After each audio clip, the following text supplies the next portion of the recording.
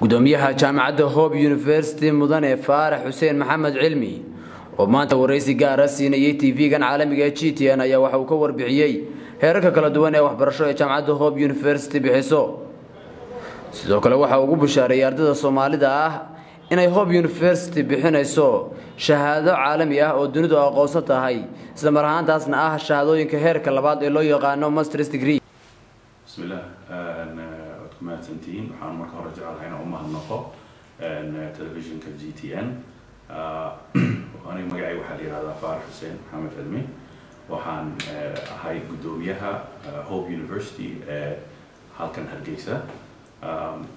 وحن كامبس كان عمو جري جامعة اللي جت هالكن هالجيسة إلا إنك بدن إلا يطول سنة هذا هوب يونيفرسيتي شغالين بدن يوحي بدن أي أوقاتها bulshada halkan iyo gobolka Soomaalida degto oo dhan waxa kamid ah waxyaalaha uu qabato in ay keento barnaamijyo iyo programyo jaamacada kale oo dibadda ah ee ku soo xigta jaamacadda qaybteeda hoose ee undergraduate-ka ah waxay u kala baxdaan noocyo badan oo kala duwan ama businesses-ka ha ahaadaan ama health sciences-ka ha ahaadaan oo qaybahoodii kala duwan leh waxaa kaloo jira saan sheegay jaamacada aan la leenahay wada shaqeyn iyo jaamacada aan la leenahay gacan saar oo shahaadooyinkooda ay xagga toos uga soo diraan sida Kampala University oo ah jaamacad ku taala Uganda ama caasimadda Uganda oo haddana ah jaamacad charter qaadatay oo jaamacadaha ugu wanaagsan ee Afrika ku yaala jaamacadaas waxaan wada shaqeyn lahayn in ku dhow hadda ilaa 7 sano ama 8 sano programyadeedana way kala duwan yihiin xagga masterka markii la dhaho waxaan nahay jaamacadda kaliya ee waddanka keenta shahaadooyin toos loo keeno meeshaas oo dufcado badan ay ka qalin jabiyeen jaamacaddan Hope University waxay leedahay dhowr qaybood oo ah qayb halkan ah testing centers oo Garowe ah halkan aan joogno hadda waa Hargeysa testing center waxa weeyaan campuskii weynaa waxa Somaliland halka waxa ah ardayda Garowe waxay tagayaan Garowe ama Puntland Muqdisho waxa weeyaan campus kale asagana weyn Kismaayo Hope University waxa iskaashi ka dhaxeeya jaamacadda caanka ah ee Kampala International University ee waddanka Uganda sidoo kale ugu dambeynna waxaanu booqanay laabka jaamacadda Hope University ee magaalada Hargeysa defense-ka sameynayaan halkan yimaadaan shahaadooyinka aan ka keeno Kampala waxaa kamid ah Master of Policy, Master of Economics Policy and Planning, Master of Economics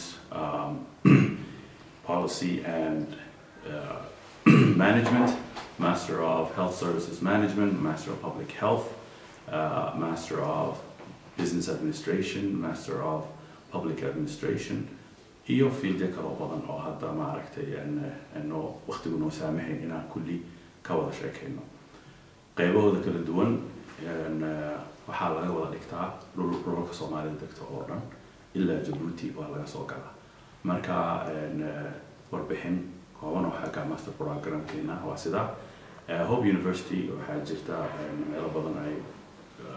laga aqoonsan yahay waxaa jira Turkey arday halkan ka baxay medicine inuu Turkey aaday oo ku najaxay imtixaan weyn oo Yurub oo dhan ilaa Ruushka ilaa meelo kale looga yimaado oona ku qaatay shahaada Hope University inay ixtiraafsan tahay halkan yani ardayda ka baxday taga Turkey waxa Hope University waa la aqbalaa wixii kale oo faahfaahin ah waxaad kala soo xiriiri kartaa hopeuniversity.so ama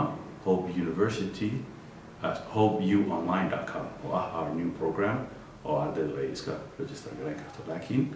main page-keenu ama website-keenu waa hopeuniversity.so aadna ood mahadsantiin daawadayaal mar labaad waxaan jeclaa inaan u mahadnaqo TV-ga GTN. Thank you.